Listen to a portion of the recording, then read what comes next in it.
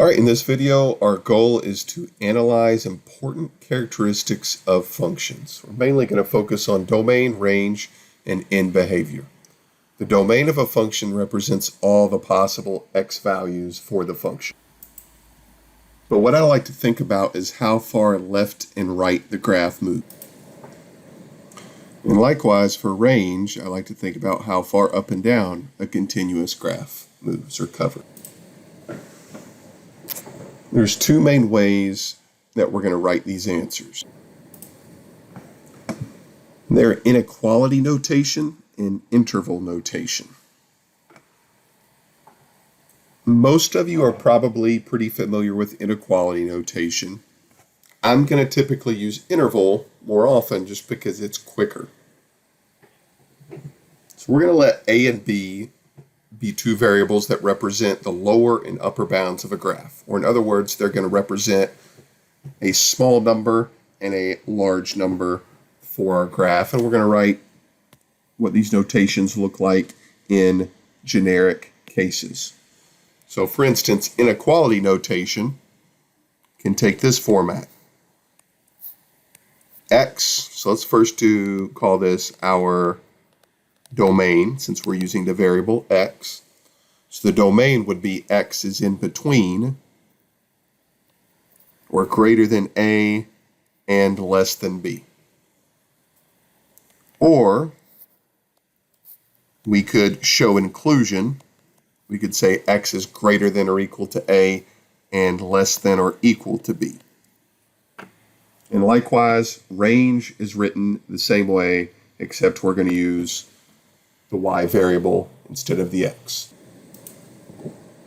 So again, this you're probably familiar with. Use this a lot in Algebra 1 and probably in geometry as well. Interval notation, slightly quicker, but using that same example for domain, we use parentheses instead of inequality symbols, and we don't have to write the variable x or the variable y.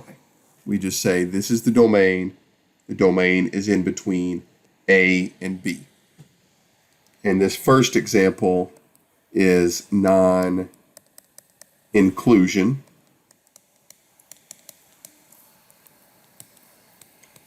We use parentheses. Of course, non-inclusion means not equal to.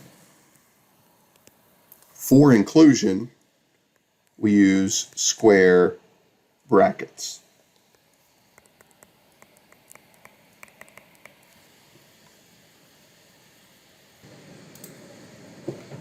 You can see range, same way. You don't have to put the y variable in for range when you use interval notation.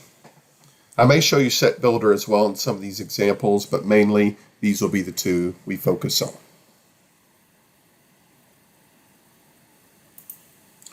So let's do domain and range for this function right here.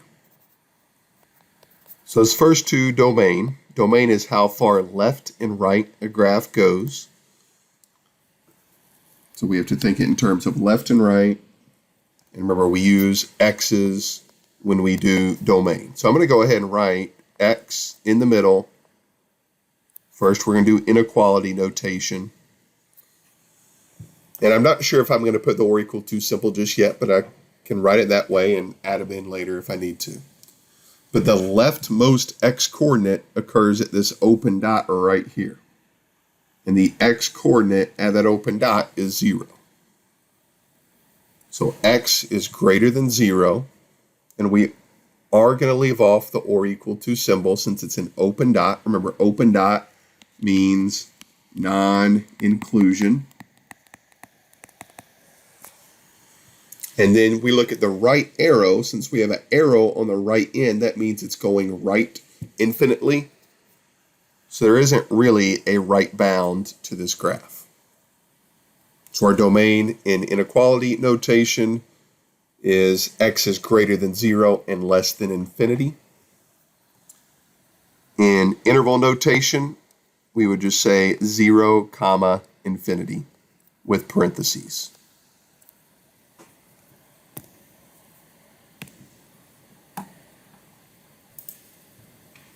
It's important to note there'll never be a bracket around infinity since you can't really reach infinity. It's not really a number, it's just an idea of a number.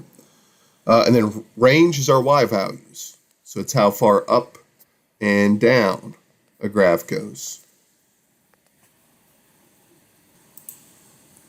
So I'm going to go ahead and set up my inequality notation. So I've got y. And then I look at my graph. I look at the uppermost point is, again, just so happens to be at this open dot. And since we're using the y variable here, the uppermost y value there is at 1. So y has to be less than 1. But then this graph has an arrow that is going down infinitely. So if it's going down infinitely, that means our range starts at negative infinity.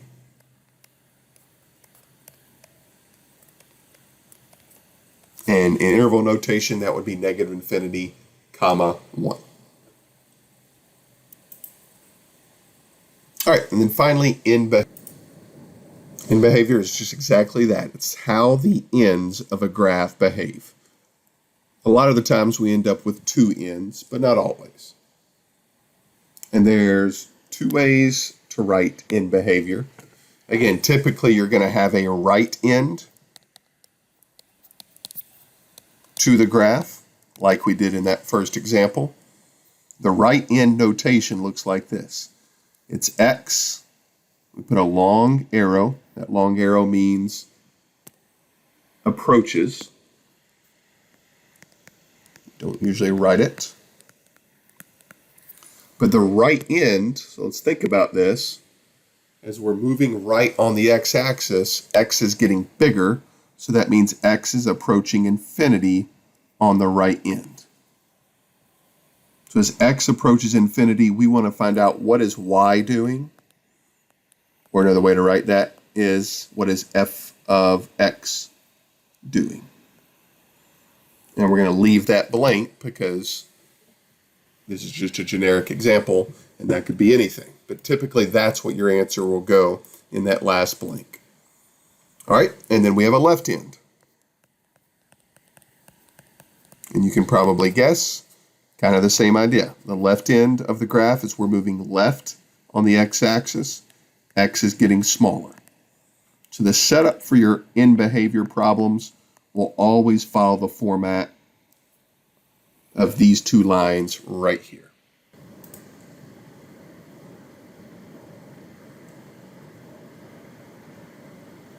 Okay? So let's look at the above example and see there's even exceptions to how we wrote our end behaviors down here, and you'll see with this example. So first, let's do the right end. So we're literally going to look at the right arrow here. So that right arrow is approaching positive infinity. So we were right to say x is approaching positive infinity because this graph is moving right infinitely. And the question is, what is y doing as we're moving to the right? As we're moving to the right, that graph is also going down. So if we're going down, that means y is getting smaller. So as x is getting bigger, y is getting smaller. So it's approaching negative infinity. Now the left end, you'll notice we don't have a left arrow. So sometimes you would say, in this particular case, well, there is no, or x isn't approaching negative infinity. So you could put D and E does not exist, or we could say the left end of this graph. Well, what is x approaching on the left end of this graph? We go back to the domain up here. The left bound for the x's is 0. So the left end is approaching 0 for x. And as x approaches 0, what is y approaching? It's approaching 1.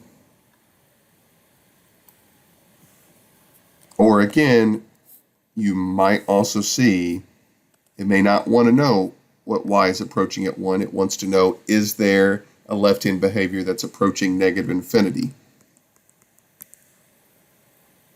If that were indeed the question, we would just say not available or DNE for does not exist.